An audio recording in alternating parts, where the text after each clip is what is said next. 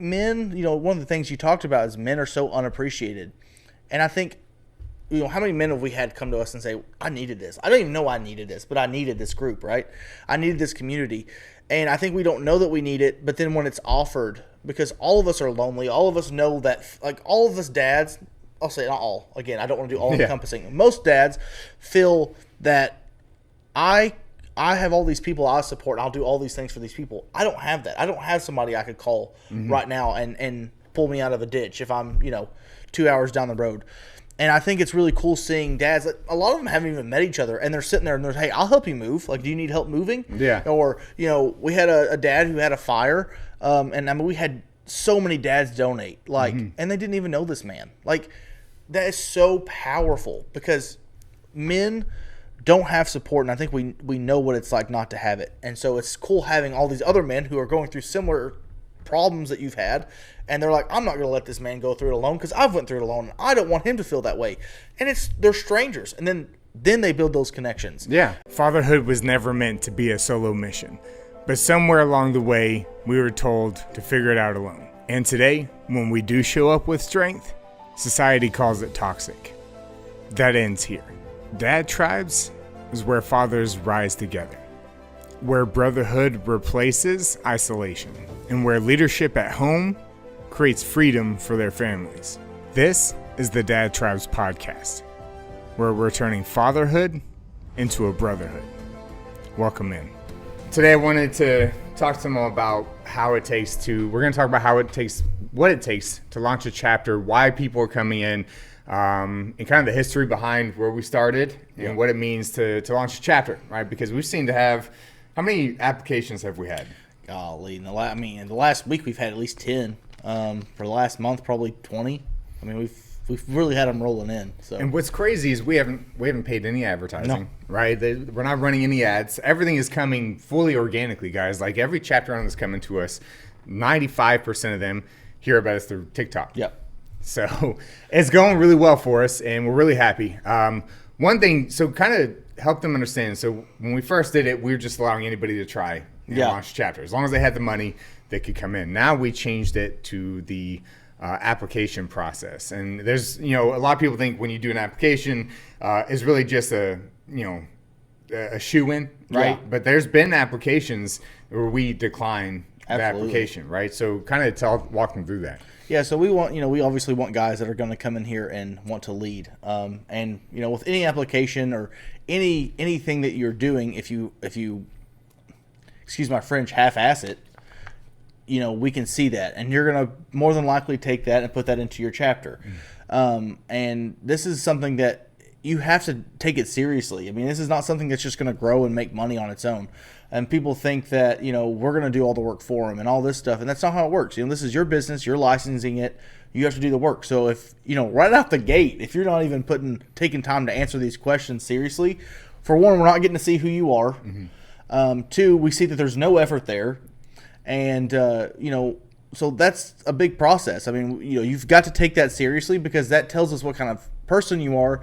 It gets us interested in you so that we want to talk to you on the phone and then really kind of solidify that. And I mean, we've got on the phone with people after they've done this and still told them no after we got on the phone with them because, this is a legacy and we want to have the right people in here. It's just like with a football team, right? You get a bad team. You can have all the athletes in the world and all the best people. If they don't jive and they're not there to win a championship, they're not gonna win. They're not gonna be successful. We want the right men to come in here that want to lead dads. We want them to be a team player, and this is what this is. I mean, it's a massive team. It's a family. I mean, we've honestly gotten to these guys now that we're already chapter owners and their family, and so we don't want to bring in a step kid and nobody like them. So, so I think we've learned a lot from the red flags too, right? So we've had chapter owners that came in, did nothing, right? Absolutely nothing with the chapter. I mean, we've had chapters that have been here since March and they have like 50 members, right? And some of the largest cities in the United States with 50 members, right? They did nothing. We've also experienced red flags. So the questions that we put on the application are from negative past experiences, right? So, and it's not like we have any animosity to the people that didn't move forward. We've just learned what to look for and what to kind of turn away from. And I think one of the things that we notice when the applications come in, if there's like one sentence answers on this application is going to be an immediate decline. Yeah. Right? If you don't have time to answer the questions for us to really get to know you, then you're not going to take the time to build the chapter. You're not going to take the time to have the impact, and you're not going to generate an income, right? And in the end, we make money when they make money. Yeah. If they're not making money, we make nothing. So I want to kind of give you all the background, the history here, whether you're watching this on YouTube or listening to the podcast. One of the things you have to understand the history of dad tribes. This started in 2020, and it was named Lone Star Dads. And our first chapter was in Austin, Texas. And then we grew from Austin. We expanded to Dallas, Fort Worth, and Houston and San Antonio. And I did that over the course of about 4 years, right? So I ran 4 chapters by myself during those 4 years. And in January of this year, I'm recording this podcast, is 2025. If you're watching this any other time, it is October 7th, 2025 at the time of recording this. We began our expansion nationally in January of this year. And then I gave up my own chapters because I wanted to dedicate my time to supporting chapter owners, right? That's what I wanted to make my life about the chapter owners. Yeah. Because if they succeed, we succeed here at HQ. And so from January to today, how many chapters do we have now? 39. We got 40 possibly. Don, he's moving forward. Just don't know if it's going to be this week or next week. But 40. I mean, and the goal was 50 this end of this year, which is honestly, if you think about it, so 50 chapters is a lot, and less than that. 40 chapters is a lot in less than a year. Possibly 50 within a year. I mean, that's huge. I mean, Yeah. and what's awesome is I just got off the phone with a guy today who's interested and I told him, I said, we're still a relatively young company, right? Mm-hmm. So there's still going to be things that we tweak. And, the guys that come in here, they come in and they have ideas. They could help shape this in the future because, I mean, you're always open to suggestions. Mm-hmm. Now, we're not always going to take them just because sometimes, it's just not what fits the brand or, what you see in the future. Yeah. But we're always willing to listen and take it. This isn't like a McDonald's where they already have everything set in stone. Mm-hmm. You could help expand this. And I think that's a super cool thing to be able to, when your kids are our age and be like, I helped start dad tribes. Like that's a cool, be able to have a cool conversation with your kid and to be able to be a part of something like that. Yeah, I mean, when we first started our expansion, we were doing $5,000 investment, right? And when we did the $5,000, everybody was saying yes, and that became a problem. Yeah. And we noticed that, right? The guys that were paying $5,000 were just the majority. I won't say all of them, but the majority of them ended up not doing anything. And now we've got some pending chapters out there that are existing chapters, but there's no active owner, no active events. And now we're trying to find another owner for those areas because of that mistake. And so what we did is we doubled the investment. So now it's a $10,000 investment to come in and launch a chapter. So Isaac, when someone comes in and says, well, why should it cost anything to launch a chapter? What would you tell them? Because it's a business. You're going to make an income from this. This has one of the quickest ROIs of anything I've seen. Mm-hmm. So we talked to a gentleman. He's actually the chapter owner in Grand Rapids, Michigan. He owns a Culver's, and he said it'd be 2 or 3 years before he got his investment back. And the majority of the men have taken it seriously, done what we've asked them to do, and hit the ground running. I mean, 3 to 4 months at about the average probably to get your money back. Yeah. That's fast. And so nothing in the world is free. Everybody wants to take and think, well, this is for dads, it should be free. You're making money off this so that you can give it to your kids maybe one day or pay for vacations. You're making an income on this.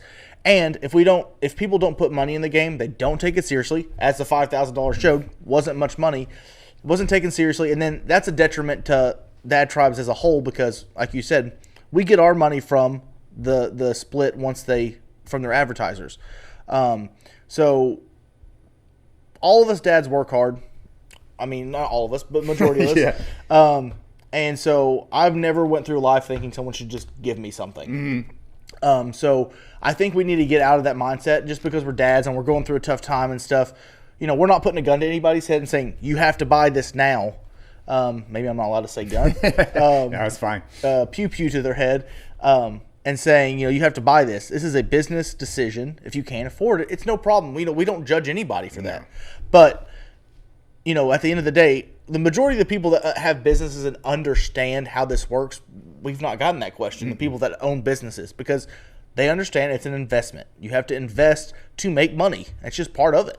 Yeah, you launch any business, there's an investment, right? It doesn't matter if I go start a power washing company. I got to make an investment into a vehicle. I got to make an investment into the machines, into the water, into the materials, and all that stuff. Yeah. I got to invest money into marketing so to get my name out there. Like whether I'm starting a Dad Tries chapter or a power washing company, no business that you start is going to be free. Right. Yeah. It just doesn't exist. And, one thing that we hear a lot is, oh, you're making money off of a hardworking dad's back. And it's like, no, we don't make money until they make money. Yeah. Right. And so the $10,000 investment, we don't care about the investment. Yeah, right. The investment, all that's doing is putting skin in the game. It's saying that you're going to take this serious because most people, I won't say it's never happened because we've had people invest money and disappear, even at $10,000, which just shocks my brain. But most people who invest that kind of money, they're going to want to succeed, right? And so we don't take our cut because we do an 80-20 split, right? We do an 80-20 split when you make the investment after you've recouped your initial investment back, if they do the full payment up front.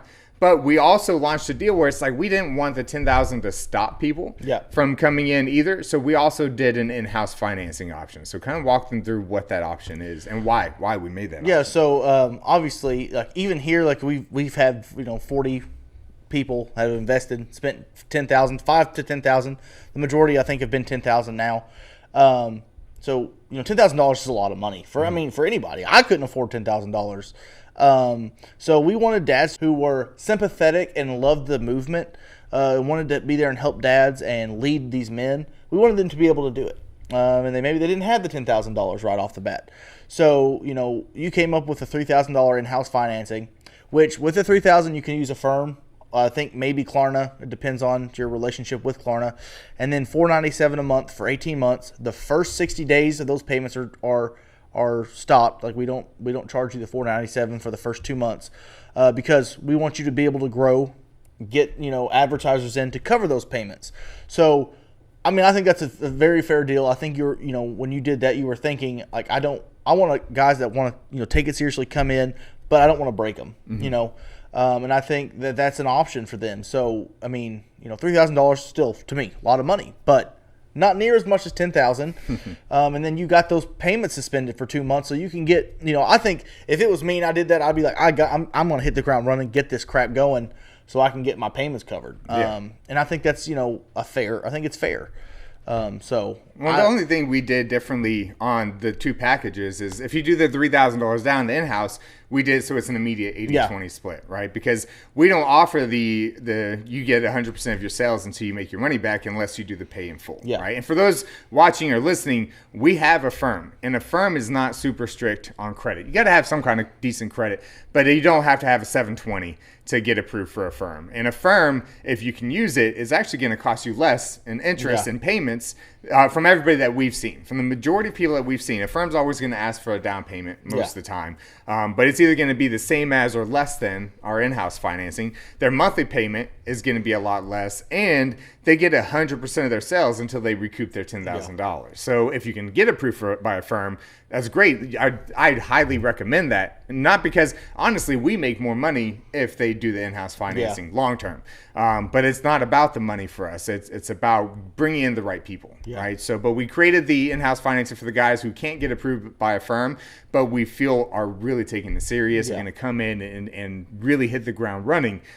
Because, and the same thing that Isaac said, guys, making advertisers, we have it where, so advertisers pay $97 per month per county per industry, right? So like an HVAC guy can buy one county for $97 a month, or they can buy the whole chapter for $400 a month. So if you think about it, if they get one full chapter advertiser at $400 a month and one advertiser that pays for one county at $97 a month, right there, your $497 a month payment through our in-house financing is fully covered, right? So it's not hard to get those first two advertisers if you come in, you hit the ground running, you start hosting events, you build the community up, you follow our trainings, you show up to our bi-weekly calls, because we do a bi-weekly call, and I think those are more powerful than what people really understand. Absolutely, yeah. And because you get, like I said, this is a family, and it's like having family lives across the country. You don't get to see them, so you want to FaceTime them so you can have some face-to-face interaction. And we get to sit down with these men, and the ones that are succeeding can kind of help mentor the guys. And we've bounced ideas off of each other. We've we've cried with each other, we've laughed with each other, and it's a really cool thing. And I think that I think it's really important, especially for new chapter owners, to come into those, because you're learning and you need to hear these guys and what they're going through and kind of the things they're doing. I really enjoy them, and I think they're, like you said, super powerful. Well, I think every chapter owner has their superpower, Yeah, right? for So what we see is, as chapter owners come in, is that everybody is good at like one thing, Yeah. right? So like Cody Clemens out of Springfield in Kansas City, Missouri, he has just crushed it at getting people to join the chapter. Yeah, he's like, really good. I mean, he hit over 1,000 members in Springfield in the first 2 weeks of launching. That's insane. We've never seen anybody grow to that level that fast. Bo Blair out of Dallas is just crushing it in sales, right? He's our highest revenue chapter right now in Dallas, and it has nothing to do with numbers, guys. His membership is at like 3,500. Yeah, I think. it's about engagement. He is. That's one of the things I was going to say is, like, it's not just about your size. You can have a group of 2,000 people, and if they're engaged, because advertisers, the majority of the time, advertisers are like, I want to see what this group looks like. Mm-hmm. So they're going to want to go into the group. They're going to want to see the group and see if you've got guys that are just posting vulgar, nasty things, or if they're in there actually as a community and they're doing these events. Because one of the things we offer to the advertisers is, hey, when we throw an event, you're more than welcome to bring a booth and be there, information or whatever. So if you got a group, for one, that's not throwing events, that's a negative. And then if you got a group that come in and it's just twerking pictures or talking about vulgar things, mm-hmm. they're not going to want to be behind that. A lot of advertisers love what we do because it's a good cause, and they want to be behind a good cause. Well, if you put your name behind something that's vulgar, it kind of takes that away. Yeah. So, well, on top of that, the advertisers, the community, right? The engagement side of the community is going to be based on if they just focus on money, right? Yeah. If someone comes in to invest in a chapter and their first question is, how quick do I generate an ROI? Which is an important question. Don't get me wrong. We understand the importance. This is a business. Yeah. They have to make money. But if your members feel like all you're there to do is make money off of them, because even though they're not paying as members, they can feel it, right? If every post is about, hey, do you want to become an advertiser? Or, hey, who can pay to advertise? If every post in that group is about that, yeah. it's not going to grow because it's just going to feel commercial. Yeah. Right. And so when you come in, you do that, that's when the advertisers start coming. And if you come in with a servant mentality, and you're there because you want to make an impact, yeah. the income will follow. We make an income by making an impact. That's how our chapter owners succeed. That's how they make money. But back to the calls, like every time we do these calls, when someone is struggling, we say, hey, call Cody. Hey, call Bo. Hey, talk to Mike Ramsey out of Savannah. Like, all of our chapter owners we watch and we find their superpowers. And then anytime a chapter owner is struggling in that area, instead of saying, hey, we'll tell you what to do, we say, hey, call this other chapter owner. They've really got it down. We do our trainings and we have our teachings and we have our digital course that we give access to. And obviously we're here to support them anytime they need it. But sometimes it's better because we're building that family, that team that depends on each other and supports each other. Because if one of us win, we all win, right? 100%. And if one of us fail, we all fail. And so we take that mentality. Yeah, and I'm not sure we can talk about it, so I'll speak in code. But one of our chapter owners has got a big thing coming up with a big brand, and so he did it there in the state he's in. I have to try to talk in code here because I don't know what I'm allowed to say and what I'm not allowed to say. But he did it for there, but it benefits all the chapter owners because they're, it's a big brand, and so it gets us out there. It gets them interest in their chapters if it's someone local. Which can help them with advertisers or growth or, all the above. And so we have always, if like you said, if one place wins, they all win. And that's so apparent in everything we've seen. And I think it's awesome. One of my favorite things is, when some of these guys are struggling, is to see the other guys jump in and give them advice and support. Hey, I'll hop on a call with you and help you. I remember I was in a call. You were dealing with a family emergency, and I was on the mastermind call that one day, and they asked me to keep the chat open so they could stay with one of the chapter owners and help him work through some stuff. I mean, they'd already been on the call for an hour, and they still wanted to stay and help him, and because they want him to succeed. Nobody in this has ego, and that's one thing we love is everybody here is a team player. They're not egotistical. They're not too good to help anybody. They have the servant mentality not only in their own group, but in this as a national brand. Yeah. And it's awesome to see. It really is cool. Well, they all act like grown men, right? Like, we're all competitive, right? Yeah, They compete against each other of who's going to get the most members, most sales, all that stuff, right? And something cool, if you don't know, our chapter owners come in, they make the investment, and we have a contest that goes on for a year. And we have three places: the gatherer, the provider, and the liberator. And each chapter that places first in each of those three categories, we're actually reimbursing their full investment back to them at the end of the 12 months. And so there's that friendly competition of like, oh, I want to win my investment back, because it's just fun. But no one here comes in with like, I'm going to hold this strategy close to my chest because I don't want the other one to beat me or to succeed. Yeah. We don't have that mentality at all here. Exactly. Everybody here is willing to share that stuff.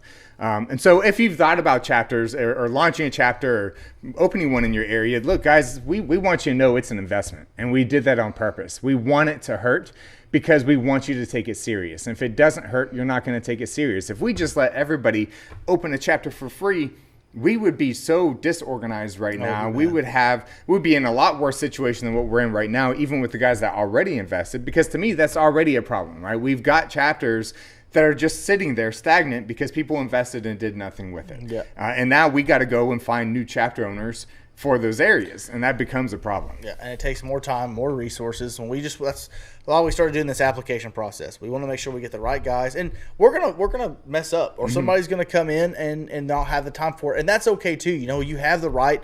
If you get in here in a year or two and you just get more kids and you just don't have time, or you get a promotion at work and you just don't have time, you're more than able to sell it. We offer that. We'll help you. We will take a percentage if we have to go hunt, but if you buy for 10 and you've built this thing up and you sell it for 15, you get to keep all of that money. Andrew doesn't expect a cut. I don't expect a cut if you sell it, because you've added value to that group. So that's something else that people have to realize. Yes, you can invest it in 10,000. You'll obviously make your recurring monthly revenue, but if you get to the point where you've built it up and then you're able to leverage that and sell it for 15, 20, whatever you're able to sell it for, like, that's also an option. It's when you buy a vehicle, right? It's a depreciating asset. If you do this correctly, this only is going to grow and make you more money. Yeah. So if we thought about that with Dallas, right? So Dallas is making just under $6,000 a month right now. Yeah. We'll see. I mean, it's probably going to change tonight after our call, right? Probably going to be more. But they're making just under $6,000 a month right now in Dallas as of October 7th, 2025.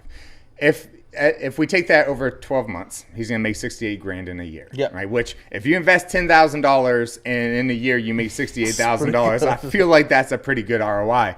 But if he wanted to sell it, you can sell a business for about 2x of what you make in a year, right? So he could take it right now and he could sell it, and he could sell it for about $120,000. Yeah. And he invested in May, guys. That's in May. Does he want to do that? No. He has no interest in selling. He's not trying to sell. He's trying to build this into be something major. And he's taking it on as his like full-time gig and all that. But even if you came in, you brought it to $1,000 a month in recurring revenue, and that's it, right? That's 2 full chapters and 2 one-county advertisers. That's it. 4 advertisers, $1,000 a month.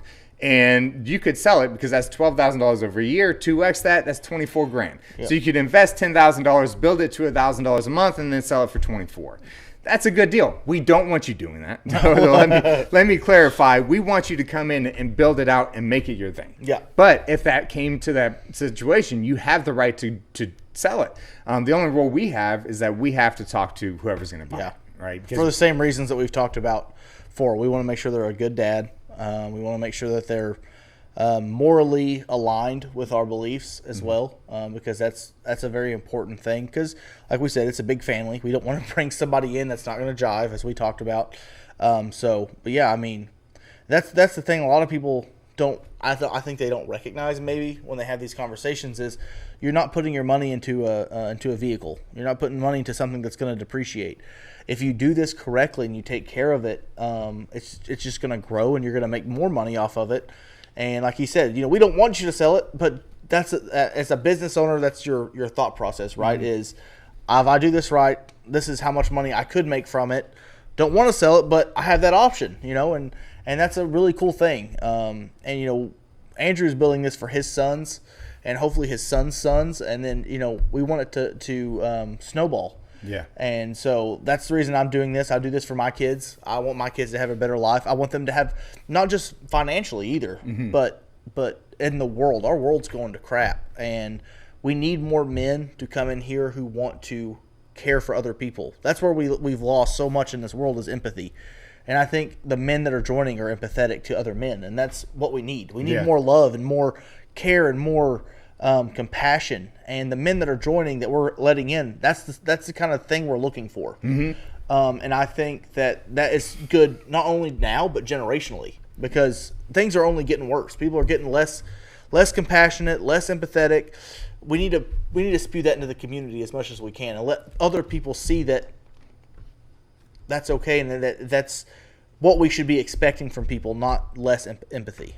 Well, I think being a man in today's world, and this is, I don't know the science behind it, but I honestly feel it is harder to be a man today than it's ever been in the history of time. And I don't mean harder physically. We used to have harder jobs. What we do is not manual labor. It's not hard. We're not under houses or in attics or building bridges. Like, harder, I mean just socially. It's harder to be a man today than it's ever been in the past. It's more unfair. It's more unappreciated. It's just not an appreciated title anymore. And so I think it's just harder to be a man today. And so when the Brotherhood we're creating is to rebuild being a man back up again and get it back to where it belongs, and the respect and the appreciation it deserves.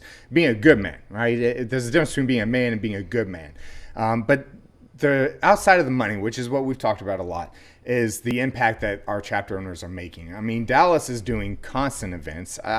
Just regular. They have cigar meetups. They do, for those that are faith-based, they have a Brotherhood that meets up and studies the Bible. They have basketball events, like Corpus Christi just did a fishing event. Mississippi Gulf Coast just did an event. A hike, and then they're doing a bonfire on the beach, which is really cool. And another thing that people, I think, because I've talked to a lot of people doing this, and a lot of people like the fact that it's also family oriented.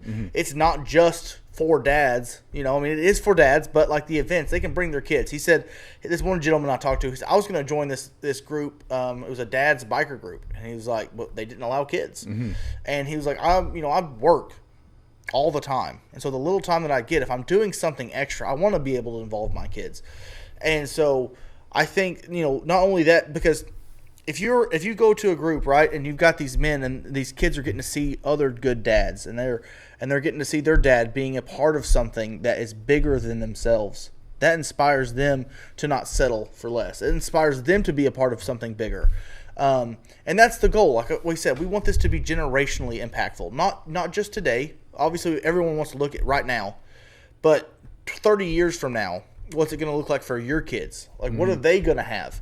And like, it's giving me chill bumps, man. I mean, it's really cool, because what you're building is not just for today; it's for tomorrow, and I think that's such a cool thing. Yeah, and I mean, with the kids and wives, right? We want the wives to support the movement. We want the wives to benefit too, because we don't want them to feel left out, right? We have our dads only nights. We have our family friendly events where wives and kids are welcome to be part of it, because what we want to do here at Dad Tribes and Lone Star Dads, nationally, internationally, is rebuild family.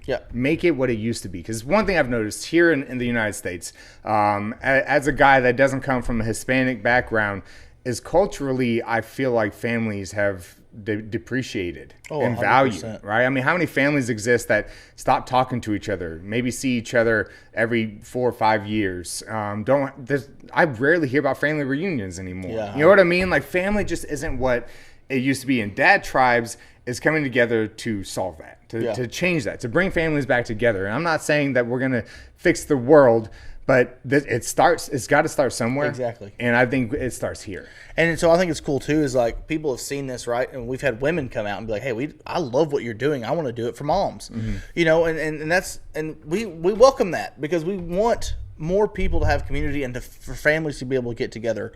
So like what you said about like family reunions and all those things, like this the part of that is, this is supposed to kind of become your family.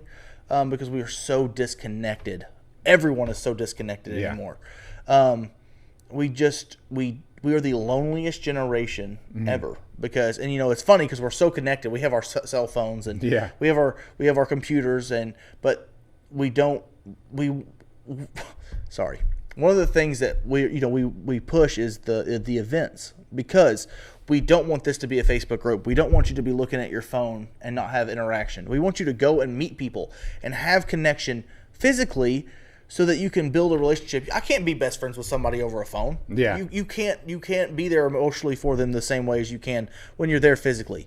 And so that's why you push that, right? I mean, because we don't want it to just be a Facebook group. We want it to be a family, a community of men. And there's such a different connection between on a phone and in person, eye to eye. Yeah.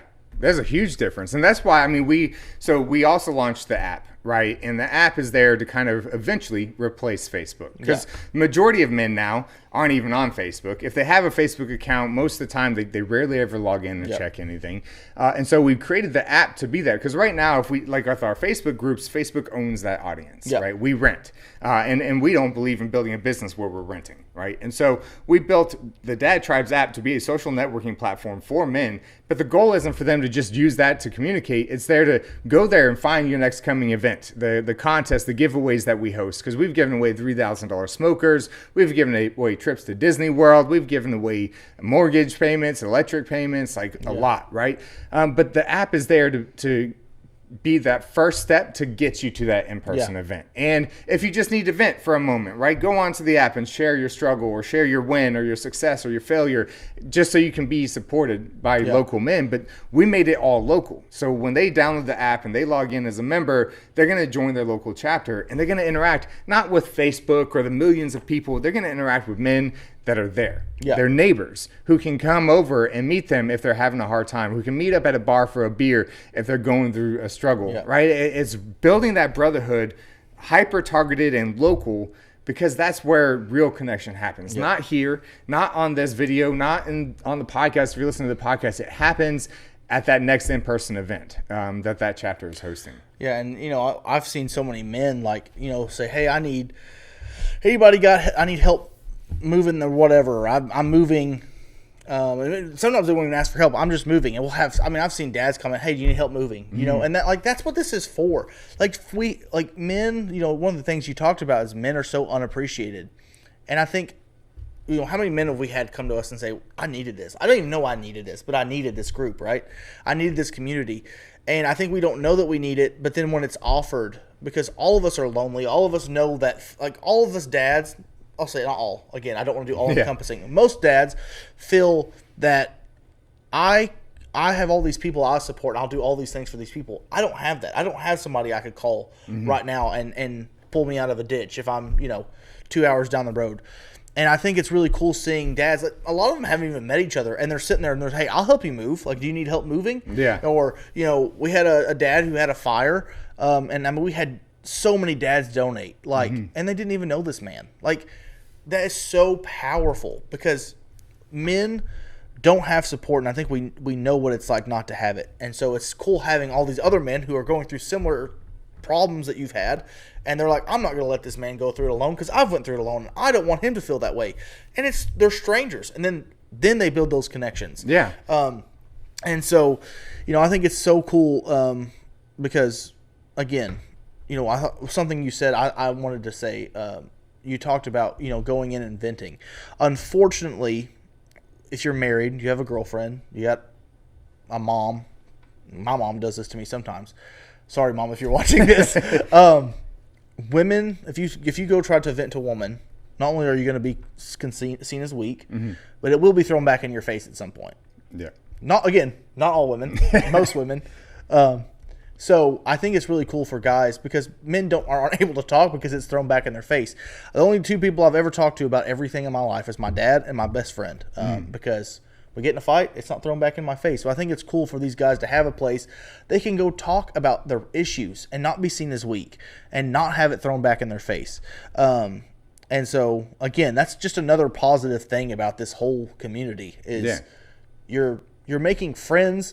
it's kind of like Tinder for friends. You know, I mean, you're not swiping or anything, but you're getting a pool of guys that you can have lasting relationships with, and you know, be those two old dudes sitting on a rocking chair talking about how you hate the times have changed. You know, well, it's the same thing as like, you're not only are you not going to be seen as weak, but sometimes you're going to be called out and be forced to raise up, and maybe you're not doing something you know you should be doing, and someone's going to call you out in a very brotherly way. Yeah, not in a degrading way, but in a very brotherly way. Yeah. And something we launched is the 10 Commandments, right? We launched those 10 Commandments of how Dad Tribes operates, which clearly explains our core values and how we expect this community to grow. And that's part of them, like sharpen, don't shatter. So we'll call each other out, but in a very loving, manly way to support each other.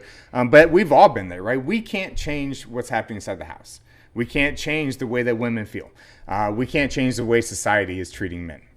We don't have that power, but what we can change is the support that surrounds these men. Is to be surrounded by fellow testosterone, fellow men who are going to be there to call each other out, support each other, help each other, hold each other accountable, and just become better men. And so that's what we're building here, guys. We don't want to drag it on too long on this, but we wanted to explain the perks of the chapter, what it takes to launch one, why we have the application process that we've created, the failures that we've seen, and why that changed things. And things are ever changing, right? Out here, we fire from the hip and we adjust, right? We aren't zeroed in yet. I don't think we ever will be. Things are always going to evolve and change, because right now we're just the United States. We have plans to go to Canada, Australia. Eventually, we're going to be an international, global movement, right? And that's where we're heading right now.